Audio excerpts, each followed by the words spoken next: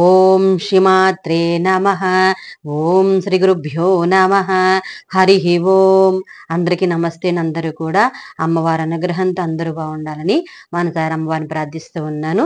ఈ రోజున శ్రీ లలితా సహస్రనామ భాష్యంలోని 42వ నామం నుంచి అయితే మనము విందాము. 41 నామాలకి అర్థాలైతే విని ఉన్నాం కదా. ఈ రోజున 42వ నామం నుంచి అయితే మనము విందాము. 42వ నామము గోడ గొల్ఫా. ఇది 4 అక్షరాల నామము. ఈ నామంతో అమ్మవారికి నమస్కరించినప్పుడు గోడ గొల్ఫాయై నమః అని చెప్పాలి. గోడ అంటే నిండైన, గొల్ఫా అంటే చీమల మండలు గలది అని అర్థము. గోడ గొల్ఫా అంటే ఇంపైన చీల మండలు కలది అని అర్థము. అయితే గోడ అంటే రహస్యమైన అని అర్థం కూడా ఉంది. ఉదాహరణకు గోడచారులు. ఈ రెండో అర్థాన్ని బట్టి అమ్మవారి చీల మండలు రహస్యంగా అంటే కనబడకుండా ఉంటాయి అని అర్థం. అయితే కనబడకుండా ఎలా ఉంటాయి? అమ్మవారు పద్మాసన స్థితిలో కూర్చుని ఉంటుంది కదా, అలాంటప్పుడు ఈ చీల మండలు కనబడవు. అయితే ఒక కాలు పీఠం మీద ఉంచి రెండో కాలు పద్మాసన స్థితిలో లాగా మడిచి ఉన్నప్పుడు అప్పుడు కూడా అమ్మవారి చీర అంచు పూర్తిగా చీల మండలను కప్పే విధంగానే ఉంటుంది, కానీ చీల మండలపైకి ఉండదు అని ఈ రహస్య అర్థాన్ని బట్టి అర్థము చేసుకోవాలి. కుల స్త్రీలు కూడా చీర కట్టుకున్నప్పుడు గాని కూర్చున్నప్పుడు గాని ఈ విషయాన్ని గుర్తు పెట్టుకోవాలని సూచన కూడా ఈ నామంలో ఉంది. నిండైన, అందమైన, నిగూఢంగా ఉండే చీల మండలు కలది అని ఈ నామానికి అర్థం అన్నమాట. తర్వాతది 43వ నామం గురించి అయితే మనము విందాము. 43వ నామము కూర్మ పృష్ఠ జయిష్ణు ప్రబుధాన్విత. ఇది 12 అక్షరాల నామము. ఈ నామంతో అమ్మవారికి నమస్కరించినప్పుడు కూర్మ పృష్ఠ జయిష్ణు ప్రబదాన్వితాయే నమః అని చెప్పాలి. అంతేగాని కూర్మపుష్ట అని విడదీయకూడదు. అలా ఆ 4 అక్షరాలు విడదీస్తే అమ్మవారిని తాబేలు వీపుతో పోల్చినట్లవుతుంది. తస్మాత్ జాగ్రత్త అని చెప్తూ ఉన్నారు. కూర్మ అంటే తాబేలు యొక్క, పృష్ఠ అంటే ఉపరితలం అనగా వీపు భాగపు నునుపును, జయిష్ణు అంటే గెలుచు స్వభావము గల అని అర్థం. ప్రపద అంటే పాదాగ్రముల, పారాణి పెట్టే పాదాల ఉపరితల భాగాలు అని అర్థం.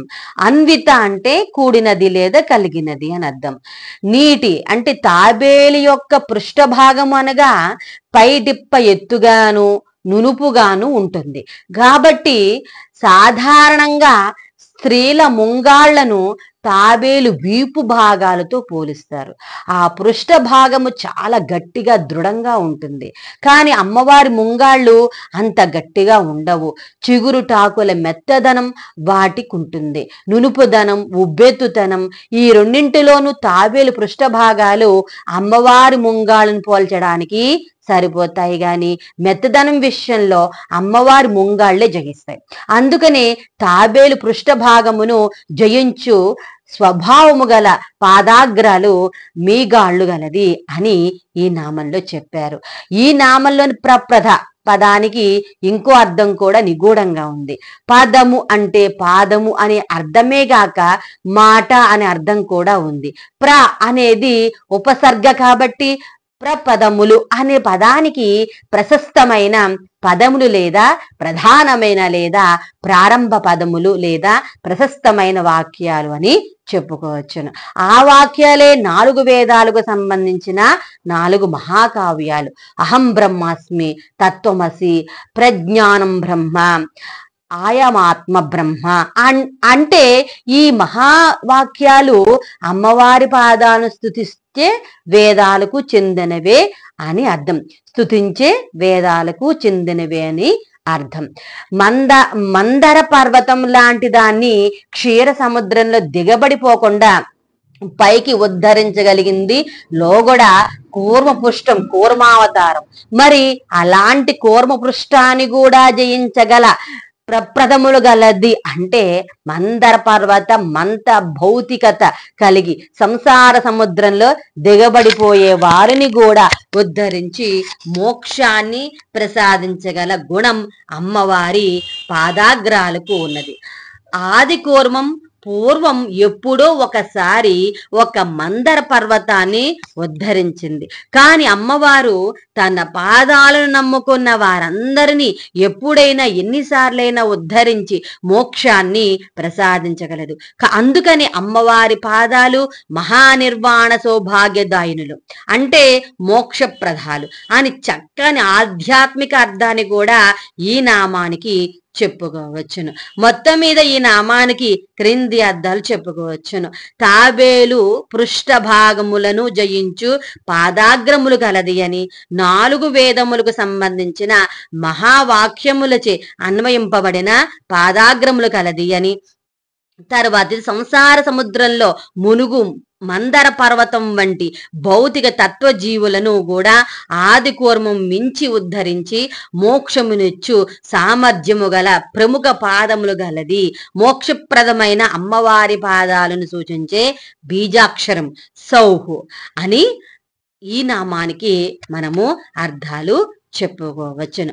తర్వాతది 44వ నామం గురించి అయితే మనము విందాము. 44వ నామము నకదీదితి సంచన్న నమజ్జన తమోగుణ. ఇది 16 అక్షరాల నామము. ఈ నామంతో అమ్మవారికి నమస్కరించినప్పుడు నకదీదితి సంచన్న నమజ్జన తమోగుణాయే నమః అని చెప్పాలి. నఖ అంటే గోళ యొక్క, దీదితి అంటే కాంతుల చేత, సంచన్న అంటే చక్కగా కప్పివేయబడిన, నమత్ అంటే నమస్కరించుచున్న, జన అంటే జనుల యొక్క, తమోగుణ అంటే అజ్ఞానము గలది. ఈ అర్థాలు వరుసగా సరిగా అర్థం చేసుకోలేకపోతే అమ్మవారు అజ్ఞానం గలది ఏమిటా అనిపిస్తుంది. తనకు నమస్కరించే జనుల యొక్క అజ్ఞానము అను చీకటిని కప్పివేయగలిగిన లేదా పోగొట్టగలిగిన కాలిగోళ్ల కాంతుల గలది అని పదాల క్రమాన్ని సరిగా మార్చి అర్థం చేసుకుంటే పెడర్థాలు రావు. అమ్మవారి పాదాలకు కిరీటాలతో దేవతామూర్తులందరూ నమస్కరిస్తూ ఉన్నప్పుడు వారి కిరీటాల్లో పొదగబడిన వివిధ రత్నాలు అమ్మవారి పాదాలకు ఉండే గోళ్ళకు తగిలి ఆ గోళ్లు సానబెట్టినట్లవుతాయి. సహజంగానే కాంతులు విరజిమ్మి అమ్మవారి కాళిగోళ్ళు ఇప్పుడు మరింత ప్రకాశవంతంగా కాంతులు విరజిమ్ముతాయి. అలాంటి గోళ్లు కలిగిన అమ్మవారి పాదాలకు శిరస్సు వంచి ప్రణమిల్లే వారికి వారి అజ్ఞాన తిమిరాన్ని పటాపంచులు చేయగల ప్రజ్ఞాన కాంతులు అమ్మవారి పాద నఖాలకు ఉండవా? మరి అమ్మవారి పాదాలు షట్చక్రాలకు పైన ఉండి చక్రాలపై అనంతమైన అమృత కిరణాలను వర్షిస్తాయి. అయితే ఆ కిరణాల్లో అగ్నికి సంబంధమైనవి 108, సూర్య సంబంధమైనవి 116, చంద్ర సంబంధమైనవి 136 చొప్పున మొత్తము 360 కిరణాలు మాత్రమే ఆ షట్చక్రాలు గ్రహిస్తాయి. ఈ 360 కిరణాలే సౌర సంవత్సరానికి రోజులన్నమాట. శంకరాచార్యుల వారి సౌందర్యలహరిలో ఈ విషయాలు సుధాధారాసారై చరణ యుగళాంతర్విగళితై అనే శ్లోకంలో క్షితౌ షట్పంచాశత్ అనే శ్లోకంలో వివరిస్తారు. తనకు నమస్కరించు జనుల యొక్క అజ్ఞానమను చీకటిని పోగొట్టగలిగి కాలిగోళ కాంతులు గలది అని ఈ నామానికి అర్థమన్నమాట. తర్వాతది 45వ నామము పదద్వయ ప్రభాజాల పరాకృత సరోరుహ. ఇది 16 అక్షరాల నామము. ఈ నామంతో అమ్మవారికి నమస్కరించేటప్పుడు పదద్వయ ప్రభాజాల పరాకృత సరోరుహాయే నమః అని చెప్పాలి. పదద్వయ అంటే పాదముల జంట యొక్క, ప్రభాజాల అంటే కాంతి సమూహము చేత, కాంతి సముదాయము చేత, పరాకృత అంటే తిరస్కరించబడిన, సరోరుహ అంటే పద్మము గలది అని అర్థం.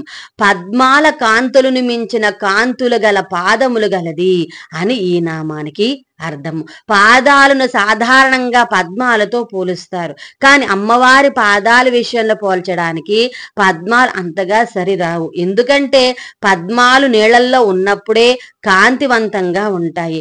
అమ్మవారి పాదాలు ఎప్పుడైనా ఎక్కడైనా కూడా కాంతులు విరజిమ్ముతూనే ఉంటాయి. పద్మాలు చలికి రాత్రికి ముడుచుకుపోతాయి. ఇంకా అలాంటప్పుడు ఆ పద్మాల నుండి ఆ సమయాల్లో కాంతులు ఎలా వస్తాయి? కానీ అమ్మవారు పుట్టినిల్లు హిమత్ పర్వతం మీద, అంటే మంచు కొండ మీద. అందుకే పుట్టిన దగ్గర నుండి కూడా చల్లదన ప్రభావం అమ్మవారి పాదాలపై ఉండదు. మెట్టినిల్లు కైలాసం, అది అంతే. అందుకని ఎంత చల్లగా ఉన్నా అమ్మవారి పాద పద్మాలు ముడుచుకుపోవు. పగలు రాత్రి కూడా పాదాలు వికాసవంతంగానే ఉంటాయి.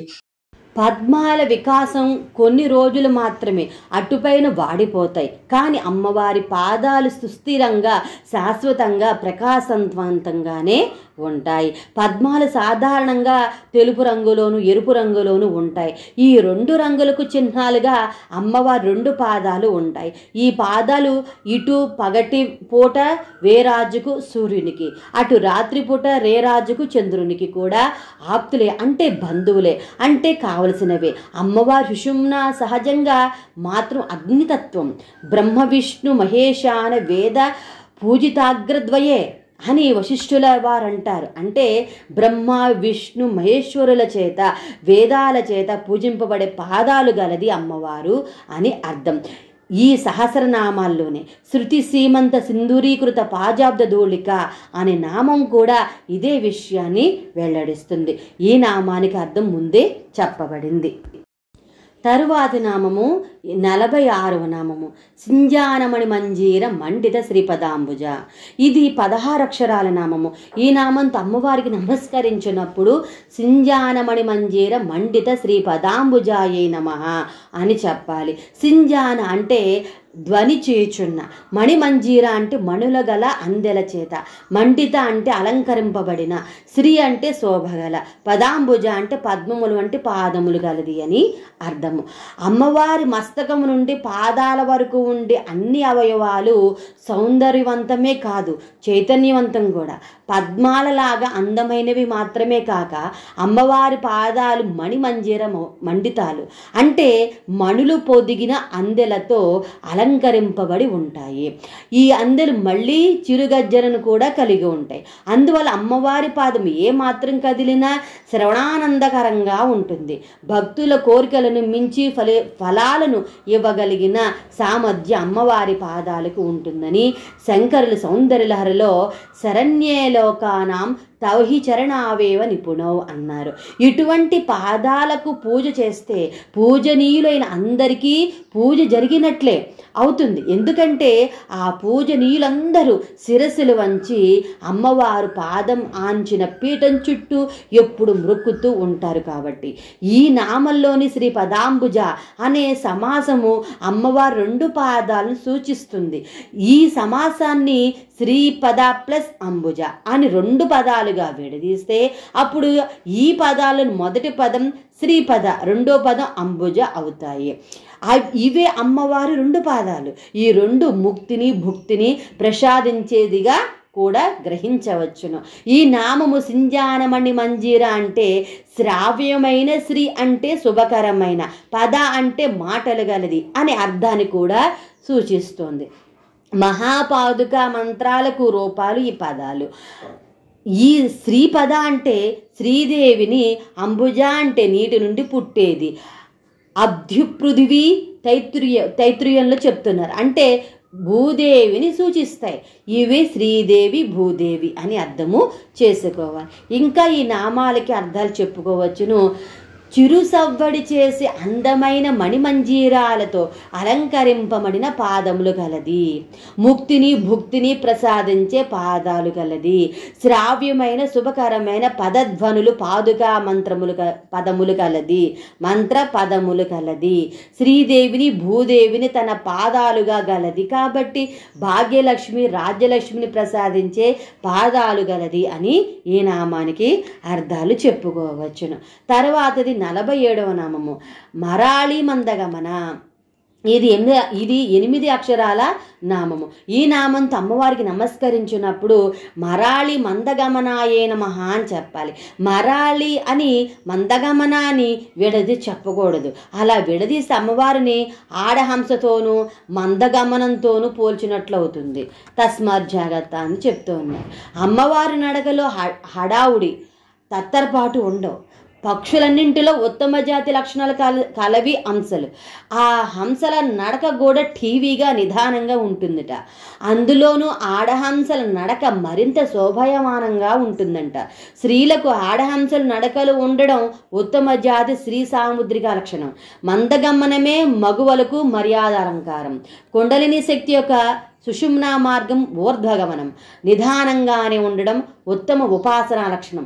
ఏదో తక్కువ కాలంలోని కుండలిని శక్తిని సహస్రారంలోని శివునితో కలిపి ముక్తిని సాధిద్దాం అనే తొందర స్వభావం ఉండకూడదు. ఈ లక్షణం వ్యాపార లక్షణం అవుతుంది కానీ ముముక్షు లక్షణం కాదు. శ్వాసలోని సో హం అనే అక్షరంలోని హంస అనే పక్షితో సంకేతిస్తారు. అయితే శ్వాసలను ఉచ్ఛ్వాస నిశ్వాసాలను సంకేతించే హంసలు రెండు ఆడహంసలే. మరాళి శ్వాసల లెక్కల మీద జీవితాయుర్దాయం ఆధారపడి ఉంటుంది. త్వరితగతిలోనే శ్వాస ప్రక్రియ ఉంటే ఆయుర్దాయ కాలం తగ్గిపోతుంది. కాబట్టి ఈ శ్వాస అని హంసగమనం నిదానంగానే జరగాలని ఈ నామము సూచిస్తుంది. యోగంలో ప్రాణాయామ ప్రక్రియ కూడా అందుకే. ఉద్రేక ఉల్లాస ఉత్తేజ సమయాల్లో మనకు తెలియకుండానే ఈ హంసగమనం వేగం అందుకుంటుంది. కాబట్టి అనవసరంగా ఉద్రేకపడకుండా మితిమీరిన ఉత్తేజ ఉల్లాసాలతో శ్వాస గతిని పరుగులెత్తించకుండా చూచుకొండని కూడా ఈ నామము సూచిస్తుంది. ఆస్మా వ్యాధితో బాధపడేవారు మరాళి మందగమనాయే నమః అని జపిస్తే ఉపశమనం పొందవచ్చును. ఇంకా ఈ శ్లోకానికి అర్థాలు చెప్తూ ఉన్నారు. ఆడహంస నడకవలే నుండు నిదానమైన నడకగలది అని, ఆడహంస నడకవలే నుండు నిదానమైన శ్వాస ద్వారా లక్ష్యమును చేర్చగలది అని, ఆడహంస నడకవలే ఉండు నిదానమైన శ్వాస ప్రక్రియ ద్వారా ఆయుర్దాయమును పెంచునది అనే అర్థాలను ఈ నామానికి గ్రహించవచ్చును. తర్వాతి నామము 48వ నామము మహాలావణ్య సేవదిహి. ఇది 8 అక్షరాల నామము. ఈ నామంతో అమ్మవారికి నమస్కరించినప్పుడు మహాలావణ్య సేవది అయి నమః అని చెప్పాలి. ఈ నామాంతరంలో గల సేవది అనే పదము పుల్లింగ పదం. స్త్రీలింగ పదం అయితే సేవధ్యై నమః అనాలి. కానీ పుల్లింగ పదం కాబట్టి సేవదియే నమః అని చెప్పాలి. మహాలావణ్య సేవదిహి అనేది షష్ఠీ తత్పురుష సమాసం. తర్పురుష సమాసాల్లో ఉత్తర పదాన్ని బట్టి లింగం నిర్ణయించాలి. ఈ సమాసంలో ఉత్తర పదం సేవదిహి. ఇది పుల్లింగ కాబట్టి మహాలావణ్య సేవదియే నమః అని చెప్పాలి. మహాలావణ్య అంటే అతిశయించిన అందమునకు, సేవదిహి అంటే గని లేదా నిధి అని అర్థం. అమ్మవారు చైతన్యంతో కూడిన అద్భుతమైన సౌందర్యనిధి. నిండి ఉన్న దానిని నిధి అంటారు. జగత్తంతా నిండి ఉంది కాబట్టి అమ్మవారు నిధి. జగత్తులో ఎక్కడో ఒక చోటే అమ్మవారు కనబడదు, అంతా ఆమెలోనే ఉంది. వస్తువుల ద్వారా వ్యక్తుల ద్వారా ఆమెలో ఒక ఆకారం, పరిధులు, పరిమాణాలు ఏర్పడుతూ ఉన్నాయి. కానీ ఇవేవీ లేకపోతే అంతా ఆవిడే. అందుకని ఆమె నిధి. అయితే మామూలు నిధి కాదు, సౌందర్య నిధి, లావణ్య నిధి. ఒక శిలలో కృష్ణుని విగ్రహం చెక్కినప్పుడు శిల్పి ఎంత బాగా కృష్ణుని విగ్రహం చెక్కాడు అనడం కంటే శిలలో అంతకు పూర్వమే కృష్ణుడు ఉన్నాడు. శిల్పి చేసినందల్లా అనవసరమైన శిలాభాగాన్ని నేర్పుగా తొలగించాడు అనడమే సబబు. అలా చెక్కినప్పుడు కృష్ణుని రూపంగా అమ్మవారు ఆ శిలలోంచి అవ్యక్తమవుతుంది. రాముడి విగ్రహం చెక్కితే రాముని రూపంగా వ్యక్తమవుతుంది. ఇంకో విగ్రహం చెక్కితే ఇంకో విగ్రహంలాగా. కానీ ప్రతి విగ్రహం చెక్కినప్పుడు అనవసరం అనుకుని తొలగించిన శిలాభాగాలు ఇంకో విగ్రహం చెక్కుతున్నప్పుడు అవసరం అవ్వచ్చు, అంతేగాని ఆ శిలలో పనికి రాని భాగం కొంత ఉంటుంది అనుకోవడం పొరపాటు.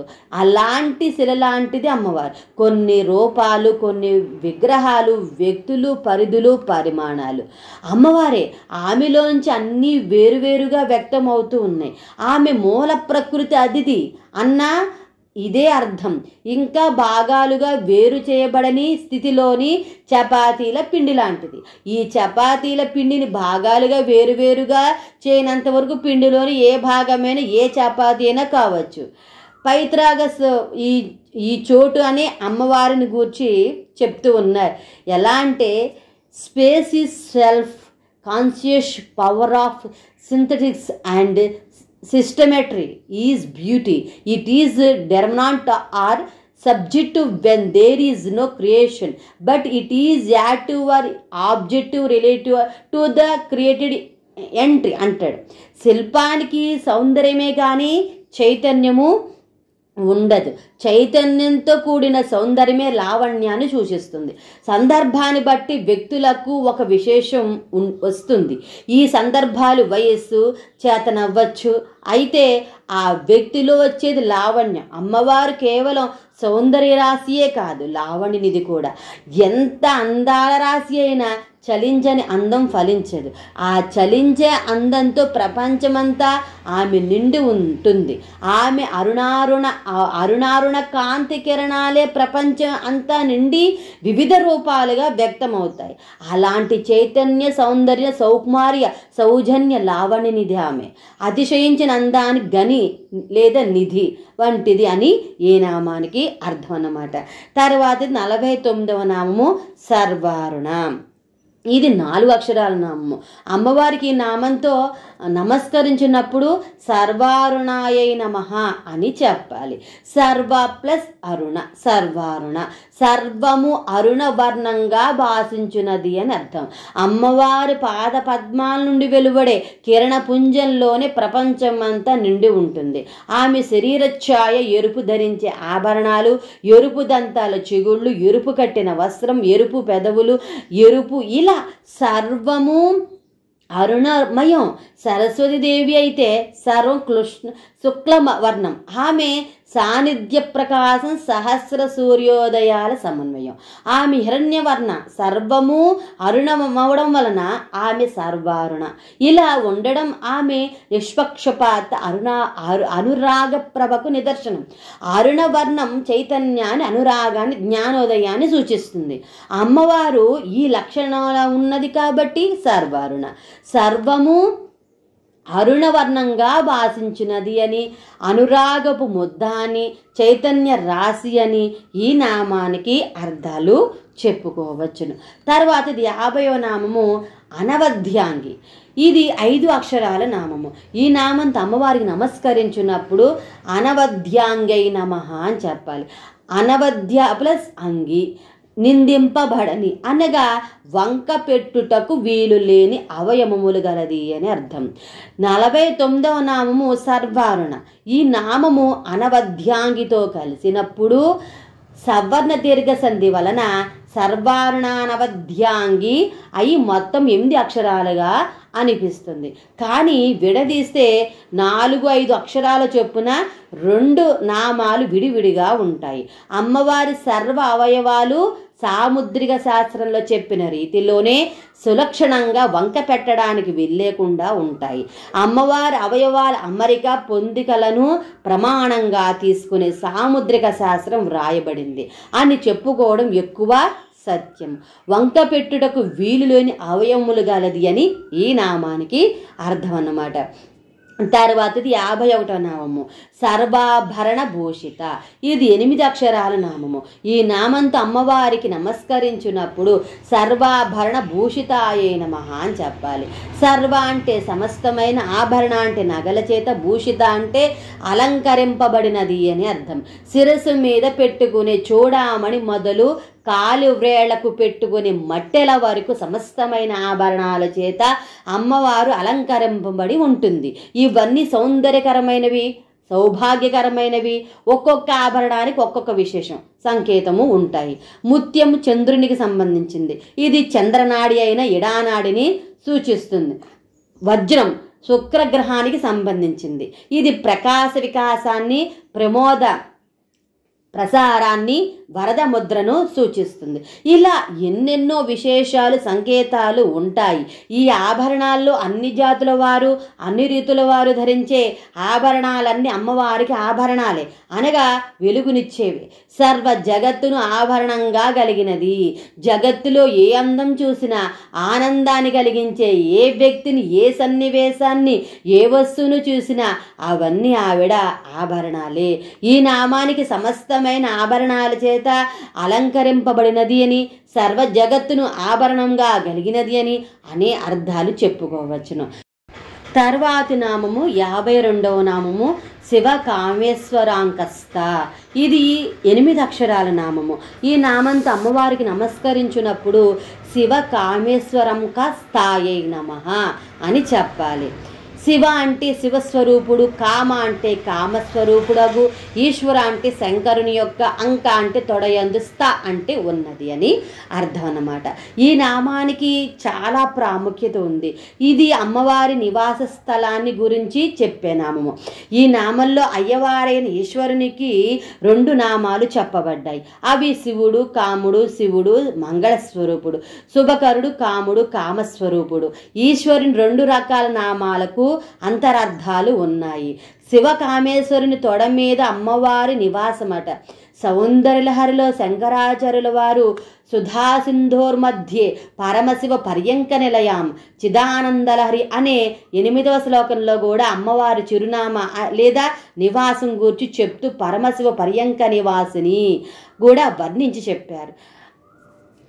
శివుని తల్లిదండ్రులు వేరు, ఎప్పుడు ఎక్కడ పుట్టాడో తెలియదు. అందుకే ఆయన ప్రపంచానికి ప్రథముడు. ఈ శివుని నుండియే అమ్మవారు అను భౌతిక ప్రపంచం వ్యక్తమయ్యింది. సంఖ్యాత్మకంగాను ప్రాదేశాత్మకంగాను కూడా అమ్మవారు ఈ శివుని నుండే విశ్వంగా విస్తరిల్లింది. సంఖ్యాత్మక విస్తరణ గురించి అయితే మనం విందాం. ప్రపంచానికే ప్రథముడు కాబట్టి శివుడు అనే పదం అంకెల్లో మొదలైన 1ని సూచిస్తుంది. అంకం అంటే అంకె అని అర్థం. అంకెల్లో పరిపూర్ణమైనది 9. అంకె అంటే డిజిట్, సంఖ్య అంటే నెంబర్. సంఖ్యలు 9 కన్నా పెద్దవి ఉండవచ్చును, కానీ అంకెల్లో పెద్ద 9 మాత్రమే అవుతుంది. సోకామయత బహుశ్యాం ప్రజాయేతి అని తైత్రీయోపనిషత్తు చెప్తుంది. దీని అర్థం ఏమిటంటే, ఒంటిగింటి రామలింగంలాగా ఉన్న శివునికి ఎక్కువ మందిగా అవ్వాలని కోరిక కలిగిందంట. అప్పుడు ఈ ప్రపంచం ఉద్భవించిందంట. ఈ కోరిక కలగని శివుణ్ణి తో 0తోని కోరిక కలిగిన క్షణంలో ఉన్న శివుణ్ణి 1తోను సంకేతించాలి అని అన్ని రకాల జీవులతోనూ పూర్తి ప్రపంచంగా విచ్చుకోబోయే స్థితిలోనూ శివుణ్ణి కోరిక పూర్తిగా నిండిన లేదా కామం పూర్తిగా నిండిన ఈశ్వరుడు అంటారు. ఈ కామేశ్వరుణ్ణి 9 నెలల నిండి సృష్టిని ప్రసవించబోయే పూర్ణ గర్భిణిగా ఊహించుకోవాలి. అందువల్లనే ఈ కామేశ్వరుడు 9 అంకెను సూచిస్తాడు. అంటే 1 నుండి 9 వరకు జరిగే విస్తరణ వ్యక్త సృష్టికి సంబంధించినదిగాను, 0 అవ్యక్త స్థితికి సంబంధించినదిగాను సమన్వయం చేసుకోవాలి. ఇప్పుడు శివ కామేశ్వరాంకస్త అన్న నామానికి 1 నుండి 9 వరకు జరిగే సంఖ్యాత్మక సృష్టిగా స్థాపించబడినది అని అర్థము చెప్పుకోవాలి. రెండవది ప్రాదేశాత్మకంగా విశ్వం వ్యక్త కానప్పుడు మొట్టమొదటిగా ఒంటిగింటిగా ఉన్న శివుడు ఒక బిందు పాయింట్ను సూచిస్తాడు. అంకము అంటే ఉనికి, మచ్చ, చోటు అనే అర్థాలు కూడా ఉన్నాయి. కాబట్టి శివుని అంకము అంటే బిందువు అని అర్థం. ఇదే విధంగా కామేశ్వరుని అంకము అంటే పూర్తిగా విస్తరించిన బిందువు లేదా చోటు అనగా బ్రహ్మాండం అని అర్థం. ఈ విధంగా శివుని అంకస్థితి నుండి కామేశ్వరుని అంకస్థితి వరకు అంటే బిందువు లేదా కేంద్ర పరిమాణం నుండి బ్రహ్మాండ పరిమాణం దాకా జరిగే ప్రాదేశాత్మక సృష్టిగా స్థాపించబడినది అని అర్థం వస్తుంది. అంటే ఈ విశాల విశ్వమంతా తన నిలయంగా గలది అని కూడా అర్థం వస్తుంది. మన చిత్తంలో కూడా అత్యంత సూక్ష్మమైన బిందువు నుండి ఊహించలేనంత విశ్వం కూడా ఇమ్మడగలదు. ఆ విధంగా అతి స్వల్పం నుండి అత్యధిక వరకు మన చిత్తంలో ఇముడి స్థాపించబడేది అని అర్థం కూడా వస్తుంది. మొత్తం ఇది ఈ నామానికి క్రింది అర్థాలు చెప్పుకోవచ్చు. శివస్వరూపుడు, కామస్వరూపుడు అయిన ఈశ్వరుని యొక్క అంటే ఎడమ తొడయందు తన నివాసం గలది అని, 1 నుండి 9 వరకు జరిగే సంఖ్యాత్మక సృష్టిగా స్థాపించబడినదని, బిందు పరిమాణం నుండి బ్రహ్మాండ పరిమాణం దాకా జరిగే ప్రాదేశాత్మక సృష్టిగా స్థాపించబడిందని, అతి స్వల్పం నుండి అత్యధికం వరకు మన చిత్తంలో ఇమిడి స్థాపించబడినది అని, ఈ విశాల విశ్వమంతా తన నిలయంగా గలది అని ఈ నామానికి అర్థాలు చెప్పుకోవచ్చును. తర్వాతి నామము 53వ నామము శివ. ఇది 2 అక్షరాల నామము. ఈ నామంతో అమ్మవారికి నమస్కరించేటప్పుడు శివాయై నమః అని చెప్పాలి. శివ అంటే వ్యక్తమైన శివుని రూపము. విశ్వం వ్యక్తం కాక పూర్వం ఒంటిగింటిగా ఉన్న శివుడు బహురూపాలుగా వ్యక్తమవుదాం అనే కోరిక కలిగి అలా ఉచ్చరిస్తే వచ్చింది ఈ విశ్వం. ఇలా ఉచ్చరించక పూర్వము శివుడనే పేరుతో పిలువబడే శివుడే ఉచ్చరించిన తరువాత శివ అనే పేరుతో పిలువబడతాడు. నేను ఈ 2 విధాలుగాను ఉంటాను అని అమ్మవారితో శివుడు చెప్పాడు. మహానిర్వాణ తంత్రం. శివ అనే పదాన్ని ఎలా వచ్చిందంటే శంకర్లో ష్ ప్లస్ ఈ ప్లస్ వ్ ప్లస్ ఆగా విడదీసి వ్రాస్తే మధ్యలో ఉన్న ఈ ప్లస్ వ్ ఈజ్ ఈక్వల్ టు ఈవ్ అని బైబిల్లో కూడా సృష్టికి మొదటి స్త్రీగా చెప్తారు. ఈ నామాని క్రింది అర్థాలు చెప్పుకోవచ్చు. శివస్వరూపిణి, శుభగుణస్వరూపిణి, ముక్తి స్వరూపిణి అని ఈ నామానికి అర్థాలు చెప్పుకోవచ్చు. తర్వాత 54వ నామము స్వాధీన వల్లభ. ఇది 6 అక్షరాల నామము. ఈ నామంతో అమ్మవారికి నమస్కరించేటప్పుడు స్వాధీన వల్లభాయే నమః అని చెప్పాలి. స్వ ప్లస్ ఆధీన, తనకు లోబడిన వల్లభ అంటే భర్త గలది, స్వ అనేది ఆధీనమైన వల్లభుని గలది అని ఒక అర్థం. ఏం చేసినా నాదేం లేదు అంతా మా ఆవిడే అంటారు పరమేశ్వరుడు. అందుకే ఆయన అమ్మవారికి స్వాధీన వల్లభుడు.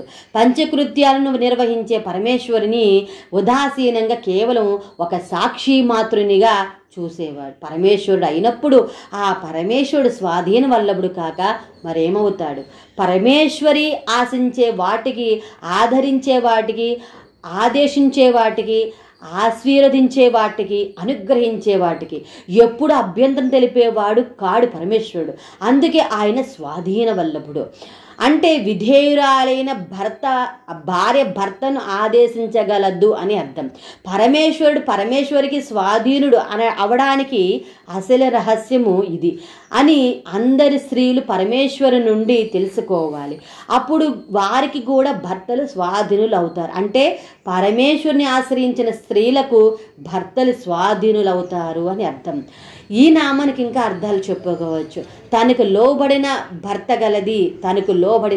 గలది, ఇతర స్త్రీలకు కూడా వారి భర్తను వారికి స్వాధీనము చేయునది అని ఈ నామానికి అర్థాలు చెప్పుకోవచ్చును. తర్వాత నామము 55 సుమేరు శృంగ మధ్యస్థ. ఇది 8 అక్షరాల నామము. ఈ నామంతో అమ్మవారికి నమస్కరించినప్పుడు సుమేరు శృంగ మధ్యస్థాయే నమః అని చెప్పాలి. సుమేరు అంటే మేరు పర్వతం యొక్క, శృంగ అంటే శిఖరము యొక్క, మధ్యస్థ అంటే మధ్యప్రదేశమునందు ఉన్నది అని అర్థం. మన వెన్నుముకను బ్రహ్మదండము లేదా మేరుదండం అని కూడా అంటారు. వెన్నుముకపై కొన మనకి మేరు శృంగం అవుతుంది. భూగోళము యొక్క దక్షిణ ఉత్తర ధ్రువాలను కలిపే ధ్రువాక్షము భూగోళానికి మేరుదండము అవుతుంది. ఇది భూమి మీద జీవుల సామూహిక మెరువును సూచిస్తుంది. అట్లాగే భూమి లాంటి ఇతర గ్రహాలకు కూడా వాటి మేరుదండాలు వాటికి ఉంటాయి. ఈ గ్రహాలన్నింటికీ ఒక సామూహిక మేరుదండాన్ని ఊహిస్తే ఇది మన సూర్య కుటుంబానికి మేరుదండము అవుతుంది. ఇదే విధంగా బ్రహ్మాండంలోని వివిధ సూర్య కుటుంబాలకు ఒక సామూహిక మేరుదండాన్ని ఊహిస్తే అది బ్రహ్మాండ అంతటికి మేరుదండం అవుతుంది. ఈ బ్రహ్మాండ మేరుదండాన్ని సుమేరువు అంటారు. ఈ సుమేరువు యొక్క ఉత్తరపు కొన కేంద్రాన్ని బ్రహ్మాండంలో అమ్మవారి స్థానంగా సమన్వయం పరుచుకోవాలి. చీకటి ఉన్న రాత్రిపూట ఆకాశంలో మనం చూసే పాలపుంత మిల్కీ వే బ్రహ్మాండం యొక్క యాక్సెస్గా అర్థం చేసుకోవాలి. మనలో ఉండే వెన్నుముకలాగానే ఈ పాలపుంత కూడా ఆకాశం ఉత్తర దక్షిణ దిశల వైపుగా విస్తరించి ఉంటుంది. దీని ఉత్తర దిశ వైపు కొన బ్రహ్మాండ మేరుకు శిఖరం లేదా శృంగం అవుతుంది. వెన్నుముకను ఆధారంగా చేసుకుని జీవి దేహము ఏర్పడే విధంగానే ఈ పాలపుంతను ఆధారంగా చేసుకుని బ్రహ్మాండం ఏర్పడుతుందని ఊహించుకోవాలి. బ్రహ్మాండంలోని ఈ పాలపుంతనే పురాణాల్లో క్షీర సముద్రంగా సంకేతిస్తారు.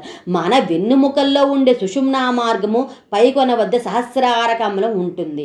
ఈ సహస్రార కమల మధ్యస్థానమే మనలోని సుమేరు శృంగ మధ్యస్థానం. మేరు అనే పదంలో మ్ ప్లస్ ఆ ప్లస్ ఈ ప్లస్ ప్లస్ ఉ అనే 5 అక్షరాలు ఉన్నాయి.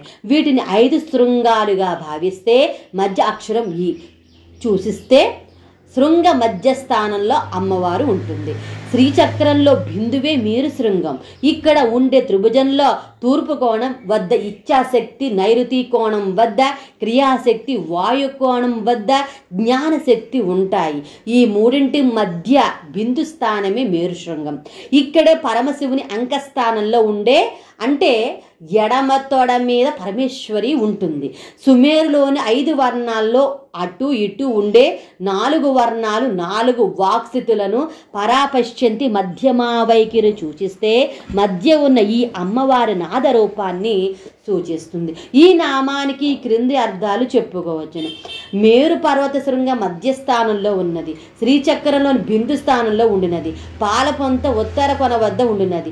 సహస్రార కమల మధ్య స్థానంలో ఉన్నది. సుమేరు శృంగ మధ్యస్థ అనే నామము నుండి సుధాసాగర మధ్యస్థ అనే నామం దాకా మరల అమ్మవారి నివాసము చెప్పబడుతుంది. ఈ విధంగా 55 నామం గురించి విన్నాము. తర్వాత 56 నామము శ్రీమన్నగర నాయక. ఇది 8 అక్షరాల నామము. ఈ నామంతో అమ్మవారికి నమస్కరించినప్పుడు శ్రీమన్నగర నాయకాయే నమః అని చెప్పాలి. శ్రీమత్ అంటే శుభప్రదమైన ఐశ్వర్యములతో కూడిన, నగర నాయక అంటే నగరమునకు అధిష్టాత్రి అనగా ప్రభువురాలు అని అర్థం. శ్రీచక్రమే శ్రీమన్నగరం. పూర్వనామములలో చెప్పిన సుమేరు ఉత్తర కొన వద్ద ఉండే సుధాసాగరమునందలి మణిద్వీపంలో ఉండే నగరమే శ్రీమన్నగరం. ఇది దేవశిల్పి మైనుచే నిర్మింపబడే నగరం.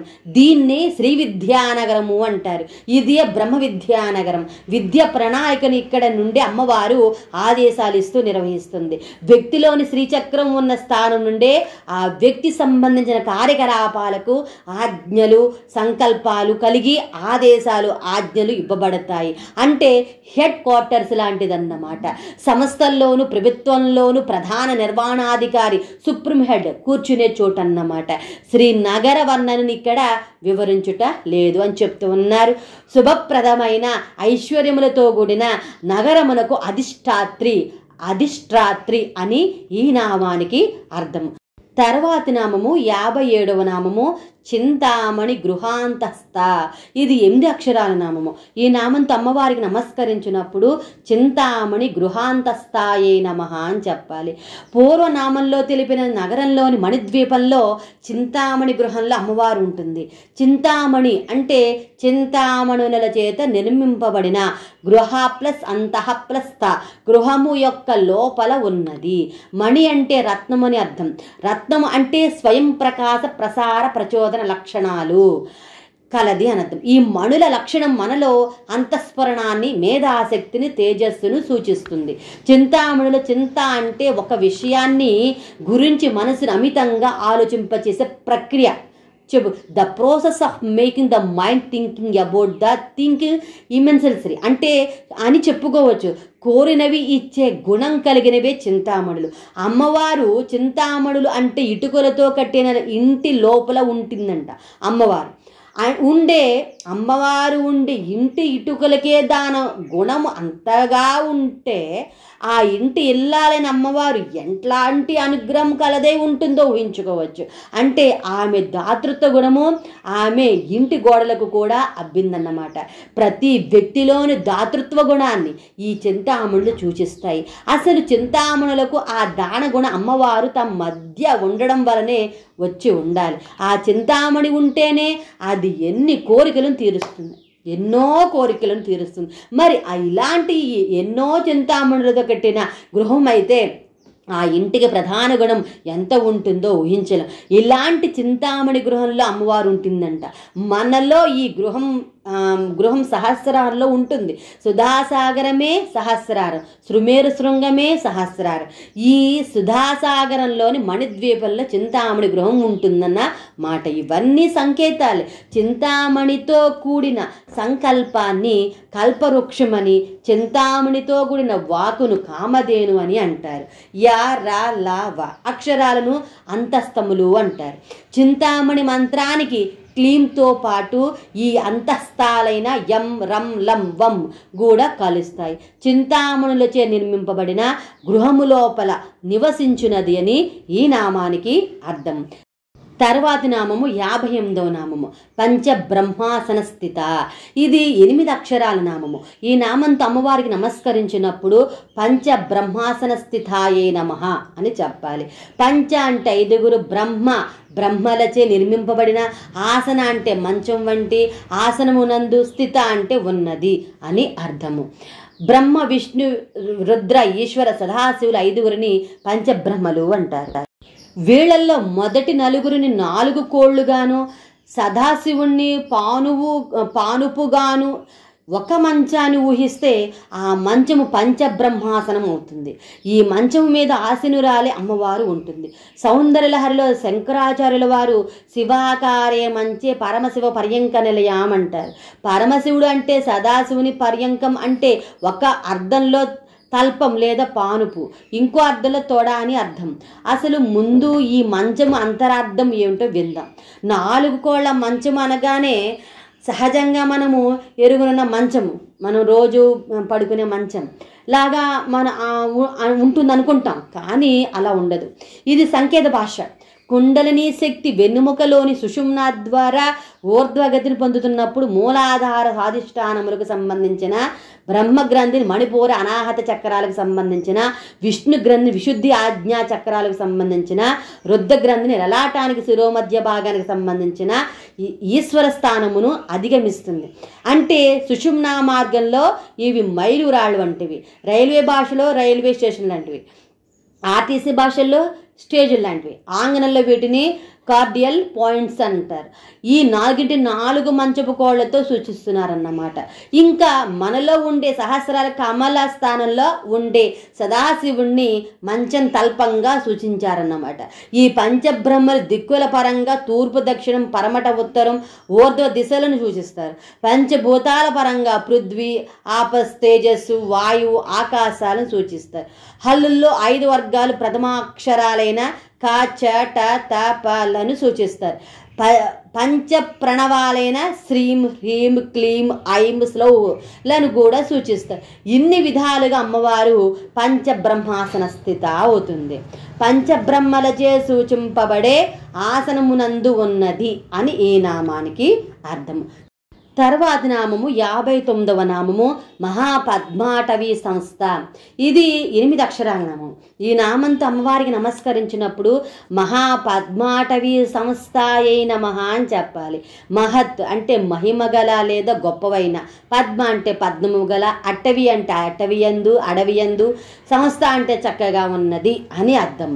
సూర్యుని తేజస్సుకు పద్మాలు వికసిస్తాయి. శుక్రము యొక్క సూక్ష్మ స్థితిలో ఉండే ధాతువులనే ఓజస్సు, సహస్సు, భ్రాజస్సు, తేజస్సులు అంటారు. సుషుమ్నా మార్గం ద్వారా ఊర్ధ్వగతిలో పోయే కుండలిని శక్తి అంటే ఈ తేజస్సే సుషుమ్నా మార్గం ద్వారా ఈ తేజస్సు పైకి పోతున్నప్పుడు మార్గ మధ్యలో ఉండే మూలాధారాది షట్చక్రాలను స్పృశిస్తూ చివరకు సహస్రారం చేరుతుంది. అక్కడ నుండి అమ్మవారి పాదాల ద్వారా ప్రసవింపబడే అమృతధారలు సుషుమ్నా మార్గం ద్వారా కిందకు వస్తూ షట్చక్రాలను స్పృశించి తడుపుతాయి. అప్పుడు ఆ చక్రాలు పద్మల్లాగా వికసనం చెందుతాయి. అందుకని షట్చక్రాలను షట్ పద్మాలను కూడా అంటారు. వీటికి పైన ఉన్న సహస్రారాన్ని మహాపద్మము అంటారు. ఈ మహాపద్మంతో కూడుకొని ఉన్న షట్ పద్మ మార్గాన్ని మహాపద్మాటవి అంటారు. ఈ మహాపద్మాటవిలోనే ఎప్పుడూ పైకి క్రిందకు చరిస్తూ ఉంటూ సహస్రార పద్మంలో అయ్యవారితో కూడి సుస్థిర ఆనందాన్ని చేకూరుస్తుంది. కాబట్టి మహాపద్మాటవి సంస్థ అనే నామము అమ్మవారికి సార్థకము అయ్యింది. సౌందర్యలహరిలోని తటిల్లేఖాతన్విమ్ ఆనందలహరిలో చెప్తూ ఉన్నారు అనే శ్లోకాన్ని ఇక్కడ సమన్వయం చేసుకోవాలి. మహిమగల షట్చక్ర పద్మాటవి ఎందు ఉండునది అని అర్థము, మహాపద్మమైన సహస్రారం నందు ఉండునది అని అర్థము అని ఈ నామానికి అర్థాలు చెప్పుకోవచ్చును. తర్వాత ఇది 60వ నామము కదంబ వనవాసిని. ఇది 8 అక్షరాల నామము. ఈ నామంతో అమ్మవారికి నమస్కరించినప్పుడు కదంబ వనవాసిని నమః అని చెప్పాలి. కదంబ అంటే కడిమి చెట్ల యొక్క, వన అంటే తోటయందు, వాసిని అంటే వసించున్నది. సంస్కృతంలో కడిమి చెట్లను నీపవృక్షము అంటారు. వర్షంతోను మబ్బుతోను ప్రత్యేక సంబంధాన్ని కలిగి ఉండేవి. చెంగల్వ, కడిమి, నెమలి వీటిలో కడిమి చెట్లు ముఖ్యమైనవి. దివిని భూమిని వర్షాధారాలు కలుపుతాయి. ఈ వర్షాధారలోని ఆపస్సుల సృష్టికి దోహదపడతాయి. ఈ సత్సంధానాన్ని నిరంతరం కోరుకునేవి కడిమి చెట్లు. అందుచేతనే సృష్టి స్వరూపిణి అయిన అమ్మవారికి ఈ చెట్లగడ ఉద్యానవనము ఇష్టము. ఈ కడిమి వృక్షాల తోట మధ్యలోనే ఇంతకు పూర్వనామలు చెప్పిన చింతామణి గృహం ఉంటుంది.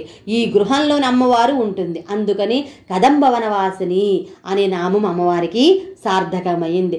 కడిమి చెట్ల తోటలో వసించునది అని ఏ నామానికి అర్థము. తర్వాత నామము 61వ నామము సుధాసాగర మధ్యస్థ. ఇది 8 అక్షరాల నామము. ఈ నామంతో అమ్మవారికి నమస్కరించినప్పుడు సుధాసాగర మధ్యస్థాయే నమః అని చెప్పాలి. సుధా అనే పదానికి వెన్నెల, అమృతం అనే అర్థాలే గాక చివరకు సున్నం అనే అర్థం కూడా వస్తుంది. ప్రస్తుతం అమృతం అనే అర్థానికి సంబంధించిన మాటగాని తీసుకోవాలి. సాగరం అంటే సముద్రము, సముద్రం అంటే ముద్రలను తన ఎందు కలిగినది. ముద్రలు అంటే అచ్చులు అని అర్థం.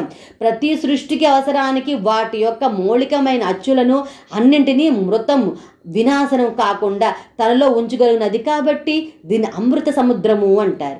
సాగర పదాన్ని విడదీస్తే సాప్ల సాగరం అవుతుంది. గరం అంటే విషం అని అర్థం ఉంది. దీన్ని బట్టి అగరం అంటే అమృతం అనుకోవచ్చు. సు అంటే చక్కగా, ధా అంటే ధారణ చేయునది అనే అర్థాలను బట్టి సుధా అంటే చక్కగా గుర్తించుకుని తనయందు ధరించి అవసరమైనప్పుడు వ్యక్తం చేయగలిగినది అని అర్థము వస్తుంది. ఈ అర్థాన్ని బట్టి సుధా అనే ఆ పదానికి పైన వివరించిన అమృతం అనే అర్థము వచ్చింది. సుధాసాగరాన్ని మదిస్తే దానిలో ఇంతకు పూర్వం ఉన్న అవన్నీ బయటపడతాయి. ద్రవణాన్ని వేడి చేస్తే పునఃస్ఫటికీకరణ జరిగి ఆ ద్రావణంలో కరిగి ఉన్న పూర్వపు లవణాలన్నీ వేరువేరు దశల్లో స్ఫటికాలుగా వేరుపడి ఉన్నట్లు అన్నమాట. క్షీరసాగరాన్ని మదించినప్పుడు కూడా ఇలాగే ఒక్కొక్కటి బయటపడ్డాయి కదా. అందుకే సృష్టి జరిగే విధానాన్ని గురించి తతః సముద్రార్ణవ దది సంవత్సరో అజాయత సూర్యచంద్రమసౌ ధాత యథాపూర్వ కల్పయత్ అని మహానారాయణంలో చెప్పబడింది. పూర్వకల్పంలో లాగానే ఈ కల్పంలో కూడా సంవత్సరము, సూర్యుడు, చంద్రుడు మొదలైనవన్నీ సముద్రంలోంచి బయటకు రాబట్టబడ్డాయి అని దీని భావం. సాగరాన్ని సింధు అని కూడా అంటారు. అసంఖ్యాకమైన బిందువుల చేరిక అనంతమైన సింధువును రూపొందిస్తుంది. లేదా అనంతమైన సింధువుల్లో అసంఖ్యమైన బిందువులు ఉంటాయి. అందుకే సౌందర్యలహరిలో శంకరాచార్యుల వారు సుధాసాగర మధ్యంలో అని అనకుండా సుధా సింధోర్ మధ్యే అని వ్రాశారు. మనలో ఈ సుధా సింధువు లేదా సుధాసాగరం ఎక్కడ ఉందో తెలుసుకోవాలి. మనం గుర్తుపెట్టుకోవాల్సిన సన్నివేశాలు, సంఘటనలు, వ్యక్తులు, వస్తువులు మొదలైనవన్నీ మన మెదడులో బిందు రూప ముద్రల్లో ఉంటాయి. ఈ బిందు రూప ముద్రల ఉత్పత్తి స్థానాన్ని యోని అంటారు. ఈ యోని గురించి తైత్తిరీయోపనిషత్తులో సేంద్రయోని యత్రాసో కేశాంతో వ్యాపోహ్య శీర్ష కపాలే అని చెప్పబడింది. మెదడులో ఈ యోని ఉండే ప్రదేశాన్ని సుధా సముద్రము అనవచ్చును. ధారణ చేయవలసిన అనగా గుర్తు పెట్టుకోవలసిన విషయాలు, సన్నివేశాలు, సంఘటనలు, వ్యక్తులు మొదలైన వాటి వివరణాదులు అత్యంత సూక్ష్మ పరిమాణంలో ఈ యోని యందు ఉంటాయి. కంప్యూటర్లో ర్యాండమ్ యాక్సెస్ మెమరీ లాగనమాట.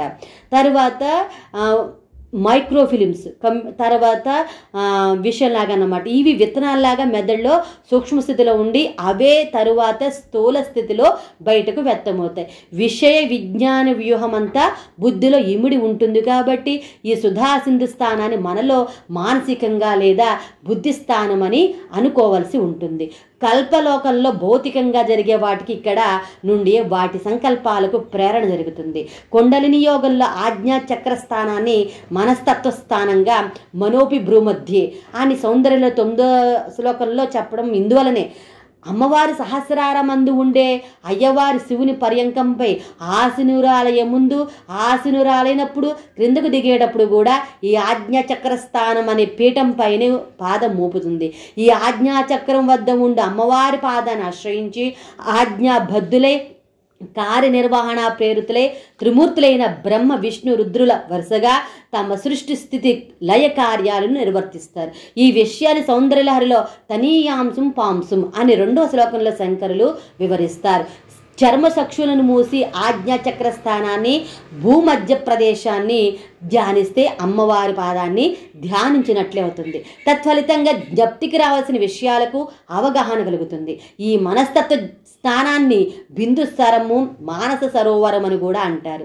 దేవశిల్పి మయుడు ఈ బిందు సరోవరంలోంచే మయసాగును అలాగే సృష్టింపబడవలసిన వాటిని బయటకు తీసుకువస్తాడు. ఈ విషయము భారతంలో చదవచ్చు. అమ్మవారి ఆసీనురాలైన శివపర్యంకము అమ్మవారి మెట్టినిల్లు మూలాధారం పుట్టిల్లు. దీనిని శ్రీచక్రంలో కేంద్ర బిందువుగా సంకేతిస్తారు. ఈ లలితా సహస్రనామంలో ముందు వచ్చే బైందవాసన అనే నామము ఇంతకు పూర్వం వచ్చిన సుమేరు శృంగ మధ్యస్థ అనే నామము ఈ బిందు స్థానాన్ని సూచిస్తాయి. ఒకే తనలో నలుపలకల వలె ఉండేది కాకుండా మేరుపుతో ఉండే దృఢమైన శ్రీచక్రం చూడడానికి ఒక గోపురంలా ఉంటుంది. ఆ గోపురం నడినెత్తిన కేంద్రం వద్ద ఒక బిందువు ఉంటుంది. అమ్మవారి ఆసన శ్రీచక్రంలో ఇదే. ఇది మనలో సహస్రార చక్ర స్థానమే. బ్రహ్మరంధ్ర ప్రాంతంలోనే సహస్రార కమల స్థానం ఉంటుంది. అమ్మవారి పాదం నుంచే పాదస్థానం మనలో ఆజ్ఞాచక్రం వద్ద ఉంటుంది. సుధాసాగరం లేదా సుమేరు శృంగ మధ్యము లేదా శ్రీచక్రము లోని కేంద్ర బిందువు సూచించు సహస్రార కమల మధ్యమున ఉండునది అని ఈ నామానికి అర్థం. సుమేరు శృంగ మధ్యస్థానాము నుండి సుధాసాగర మధ్యస్థ అనే నామము దాకా అమ్మవారు మనలో సూక్ష్మంగా ఉండే నివాసము గురించి చెప్పబడింది. తర్వాత మనము 62వ నామం గురించి అయితే మనము విందాము. 62వ నామము కామాక్షి. ఇది 3 అక్షరాల నామము. ఈ నామంతో అమ్మవారు నమస్కరించినప్పుడు కామాక్షి నమః అని చెప్పాలి. కామ అంటే అందమైన, అక్షి అంటే కనులు గలది అని అర్థము. కామ అనే పదానికి కామనీయమైన అంటే అందమైన అని అర్థం కాకుండా కామేశ్వరుడు అని, మన్మథుడు అని కూడా అర్థాలు ఉన్నాయి. సృష్టి సంకల్పం కలిగి తాను సృష్టిగా అవ్వాలని నిండు కోరిక అంటే కామంతో ఉన్న శివుని వ్యక్త స్వరూపాన్ని కామాక్షితో సంకేతిస్తారు. కా అంటే బ్రహ్మ సంబంధమైన సరస్వతిని, మా అంటే విష్ణు సంబంధమైన లక్ష్మిని సూచిస్తాయి. కాబట్టి కామాక్షి అంటే సరస్వతి లక్ష్మిలను తన కన్నులుగా గలది అనే అర్థము వస్తుంది. కాంచీపుర పీఠానికి అధిదేవత కూడా అని అర్థము. తర్వాత మొత్తంగా ఈ నామాలకు మనం చెప్పుకోవచ్చును. కమనీయ కన్నులు గలది, కామేశ్వరుని తన కన్నులుగా గలది, మన్మధుని తన కన్నులుగా గలది, సృష్టిగా తాను మారవలననే నిండు కోరికతో ఉండే శివుని వ్యక్త స్వరూపము, లక్ష్మీ సరస్వతులను తన కన్నులుగా గలదని, కాంచీపుర పీఠాది దేవత అని మనము ఈ నామానికి అర్థాలు చెప్పుకోవచ్చును. తర్వాత నామం 63 కామదాయిని.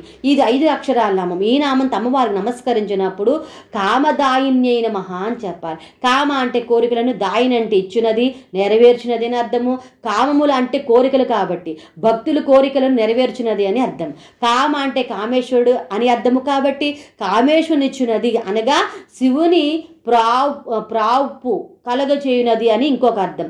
దాయము అంటే ఆస్తి అనే అర్థాన్ని బట్టి కామేశ్వరునే తన ఆస్తిగా గలదని అర్థము అని కూడా చెప్పుకోవచ్చు.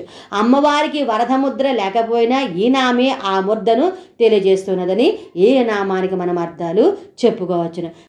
తర్వాతి నామము 64వ నామము దేవర్షి గణ సంఘాత స్తూయ మానాత్మ వైభవ. ఇది 16 అక్షరాల నామము. ఈ నామం తమవారు నమస్కరించినప్పుడు దేవర్షి గణ సంఘాత స్తూయ మానాత్మ వైభవాయే నమః అని చెప్పాలి. దేవ అంటే దేవతల యొక్క, ఋషి అంటే ఋషుల యొక్క, గణ అంటే గణదేవతల యొక్క, సంఘాత అంటే సముదాయము చేత, స్తూయమాన అంటే స్తోత్రము చేయబడుచున్న, ఆత్మ అంటే తన యొక్క, వైభవ అంటే గొప్పతనము గలది అని అర్థం. ఈ నామము దగ్గర నుండి అమ్మవారు చేసిన దేవకార్య వివరాలు చెప్పబడతాయి. బ్రహ్మాది దేవతలు, నారదాది దేవత ఋషులు, వశిష్ఠాది ఋషులు, ఆదిత్యాది గణములచే స్తుతింపబడు తన వైభవము గలది భండాసుర వదార్థం. వీరందరూ కలిసి సామూహిక అమ్మవారి ఆవిర్భావ నిమిత్తం స్తుతించారు అని ఒక అర్థం. ఏ స్తుతి అయినా స్తోత్రమైనా మాటలతోనే కదా ఉండేది, చేసేది. ఆ మాటలు అక్షరాలతో ఏర్పడ్డాయి. ఆ అక్షరాలు అచ్చులు హల్లులతో ఏర్పడతాయి. అచ్చులు 16 హల్లులు, అచ్చులు 16, హల్లులు 34, మొత్తము 50 అక్షరాలు, పంచాశత్. ఈ అక్షరాలే రకరకాలుగా రూపాలు మారుతూ ఎన్నో రకాల పదాలు వస్తాయి. ఈ పదాలతోనే ఏ స్తోత్రమైనా ఉండేది. అందుకని 16 వచ్చిన దేవగణం అని, 34 ఋషిగణం అని, ప్రత్యేకంగా క్షకారాన్ని సంఘాత అక్షరంగాన్ని సంకేతిస్తే ఈ దేవ ఋషి సంఘాత పదాలు సృష్టించే 50 అక్షరాల వివిధ కూర్పులతో స్తుతింపబడు వైభవము గలది అని కూడా ఈ ఆ నామానికి అర్థము చెప్పుకోవచ్చును. తర్వాత నామము 65వ నామము భండాసుర వధోదుక్తి శక్తి సేనా సమన్విత. ఇది 16 అక్షరాల నామం. ఈ నామం అమ్మవారికి నమస్కరించినప్పుడు భండాసుర వధోదుక్తి శక్తి సేనా సమన్వితాయే నమః అని చెప్పాలి. భండా ప్లస్ అసుర, భండు అని రాక్షసుని యొక్క వధ అంటే సంహరించుట ఎందు ఉద్యుక్త ప్రయత్నించుచు శక్తి స్త్రీదేవతల సేనలతో సంసమ్యక్ ప్లస్ అన్విత చక్కగా కూడి ఉన్నది. తన యొక్క వివిధ అంశాలతో ఉండే శక్తి సైన్యాలతో కూడుకుని అమ్మవారు తన స్థూల రూపంతో సాధించే దేవకార్యాలే భండాసుర మహిషాసురాది వదలు. మనలోని అజ్ఞాన భావాలు ప్రతీకలే అసురులు, అలాగే మనలోని ప్రజ్ఞాన భావాలు ప్రతీకలే దేవతలు. ఈ రెండింటికి మనలో ఎప్పుడూ సంఘర్షణే. అహంకార సంబంధమైనవి అజ్ఞాన భావాలు, ఆత్మ సంబంధమైనవి జ్ఞాన భావాలు. ఈ రెంటి సంఘర్షణే దేవాసుర సంగ్రామాలు. ఈ సంఘర్షణలు అనే సంగ్రామంలో ఒక్కొక్కప్పుడు రెండింటి మూల నాయకులు కూడా రంగంలోనికి దిగవలసి రావచ్చును. అజ్ఞానానికి మూల కారణము మధ, అహంకారాల స్వరూపమైన భండాసును వధించడానికి జ్ఞాన సంపర్క భావాలకు ప్రతీకమైన శక్తి సేనలతో సంతుద్ధురాలైన జ్ఞాన చేతిని చిద్రూపిణి అని ఈ నామానికి విపులమైన అర్థం అన్నమాట. తర్వాతి నామము 66 సంపత్కరి సమారూఢ సింధూర వ్రజ సేవిత. ఇది అమ్మవారి 66వ నామము. ఈ నామం అమ్మవారికి నమస్కరించేటప్పుడు సంపత్కరి సమారూఢ సింధూర వ్రజ సేవితాయే నమః అని చెప్పాలి. ఇది 16 అక్షర నామము. 8 అక్షరాల భాగాలుగా 2గా ఈ నామాన్ని విడగొట్టకూడదు. సంపత్కరి దేవి చేత సమారూఢ చక్కగా అదురింపబడిన సింధూర వ్రజ ఏనుగుల సముదాయము చేత సేవింపబడినది అని అర్థం. భండాసురుని వధించడానికి ప్రబలమైన శక్తి సేన కావాలి. ఆ శక్తి సేనలో గజ, త్వరగ, రథాది బలాలు ఉంటాయి. వాటిలో ముందుగా గజ బలం గూర్చి ఈ నామంలో చెప్పబడుతుంది. గజ విద్యలో ఆరితేరిన వారే గజారూఢులు కాగలరు. గజాలను ముందుకు నడపగలరు. గజాల వలన పొందవలసిన సహాయం పొందగలరు. అమ్మవారి వద్ద సంపత్కరి అని దేవి ఈ గజ విద్యలో మంచి ప్రావీణ్యం గలది. అమ్మవారి యొక్క అంకుశము నుండి సంపత్కరి దేవి పుట్టింది. అందుకే ఏనుగులకు ఈ దేవి అంకుశము లాంటిది. ఈ దేవి రణ కోలాహలం అనే ఏనుగును అధిష్ఠించి ఉంటుంది. భద్ర, మంద్ర, మృగ, గజాది జాతులకు సంబంధించిన అన్ని రకాల ఏనుగులను ఈ దేవి మచ్చిక చేసుకోగలదు. వాటిని ఎక్కి నడిపించగలదు. ఈ గజసేనతో సంపత్కరి దేవి చేత అమ్మవారు సేవింపబడుతుంది. చిత్తానికి వృత్తులుంటాయి. సుఖ సంపత్తులతో కూడిన ఈ చిత్త వృత్తులను సంపత్కరి అనే పేరుతో సంకేతిస్తారు. శబ్ద, స్పర్శ, రూప, రస, గ్రంథ తన్మాత్రల వలన చిత్త వృత్తులు ఏర్పడతాయి. ఈ శబ్దాది విషయాలను సింధూర వ్రజం అంటే ఏనుగుల సముదాయంగా సంకేతిస్తారు. ఈ సంపత్కరి దేవి ఈ సింధూర వ్రజాన్ని అదుపులో పెట్టి వాటి ద్వారా ఉపయోగమైన పనులు చేయించి శాశ్వత జ్ఞాన సముపార్జనకు తద్వారా ఆనందానికి దారితీస్తుంది. సంపత్కరి అనే పేరులోనే ఈ విషయము సూచనప్రాయంగా ఉంది. ఎక్కడ తాను ఉండాలో అక్కడ తాను లేకుండా పోతే ఇక ఉన్నదంతా మిగిలిన అంతా దారిద్ర్యమే. అదొక్కటి ఉన్న సంపద ఉన్నట్లే. ఈ నామంతో అమ్మవారిని ధ్యానిస్తే ఇలాంటి సంపద నుంచి సంపత్కరిని అనుగ్రహిస్తుంది. మొత్తం మీద ఈ నామానికి కింది అర్థాలు చెప్పుకోవచ్చు. సంపత్కరి దేవి ఎక్కిన ఏనుగులు సముదాయముచే సేవింపబడేది. చిత్తవృత్తులను ఏనుగులను అదుపులో పెట్టి జ్ఞాన సముపార్జనకు దారితీసే వాటిచే సేవింపబడేది. అసలైన సంపదను ప్రసాదించే వారితే సేవింపబడేది అని అర్థం. తర్వాతది 67వ నామం గురించి అయితే మనం విందాం. అశ్వారూఢ అధిష్ఠితాశ్వ కోటి విరావృత. ఇది అమ్మవారు 67వ నామము. ఈ నామంతో అమ్మవారు నమస్కరించేటప్పుడు అశ్వారూఢ అధిష్ఠితాశ్వ కోటి విరావృతాయే నమః అని చెప్పాలి. ఇది కూడా 16 అక్షరాల నామం కాబట్టి మధ్యలో ఎక్కడ విడగొట్టి చదవకూడదు. అశ్వారూఢ అని దేవి చేత అధిష్ఠిత ఎక్కబడిన అశ్వగం అంటే గుర్రముల యొక్క కోటి అంటే కోట్లచే ఆవృత అంటే చుట్టూ కొనబడినది లేదా ఆవరించబడినది అని అర్థం. అమ్మవారి వద్ద అశ్వవిద్యల్లో ఆరితేరిన దేవి అశ్వారూఢ. అమ్మవారి పాసము నుండి ఈ దేవి పుట్టింది. అందుకే గుర్రాలకు ఆ దేవి పాసము చెన్నాకోలు వంటిది. ఈ దేవి అపరాజిత అనే గుర్రాన్ని అధిష్ఠించి ఉంటుంది. అన్ని జాతులకు సంబంధించిన గుర్రాలను ఈ అశ్వారూఢాది అదుపులో పెట్టి ముందుకు నడిపించగలదు. అందుకే ఈమెకు అశ్వసేనను అమ్మవారు అప్పచెప్పింది. ఈ అశ్వారూఢాదేవి అపరాజితాశ్వం ఎక్కి దానితో పాటు మిగిలిన వివిధ జాతి గుర్రాల సమూహంతో కూడి అమ్మవారిని సేవిస్తుంది. అశ్వసైన్యంతో ఈ అశ్వారూఢాదేవి అమ్మవారికి ముందుంటుంది. అందుకే పూర్వం రథమాధ్యం అని అమ్మవారి సూక్తం చెప్తుంది. ఇంద్రియాలకు అశ్వాలనే సంకేతం ఉంది. ఇంద్రియాల ద్వారానే కోరికలు పుట్టి ఇంద్రియాలోల్యానికి గురి కాబడి పతనం అవ్వడం జరుగుతుంది. ఈ అశ్వారూఢాదేవి ఇంద్రియాలనే గుర్రాలకి వాటిని అదుపులో పెట్టి వాటి వలన జరగవలసిన పనులు చేయించి శాశ్వత జ్ఞాన సముపార్జనకు తద్వారా ఆనందానికి దారితీస్తుంది. మొత్తం మీద ఈ నామానికి ఈ క్రింది అర్థాలు చెప్పుకోవచ్చు.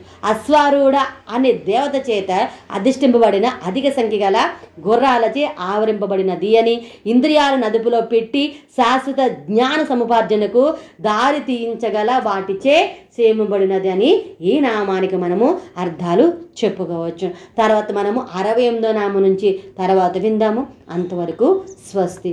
ఓం శ్రీ మాత్రే నమః. సర్వే జనా సుఖినో భవంతు. సమస్త మంగళాని భవంతు. స్వస్తి.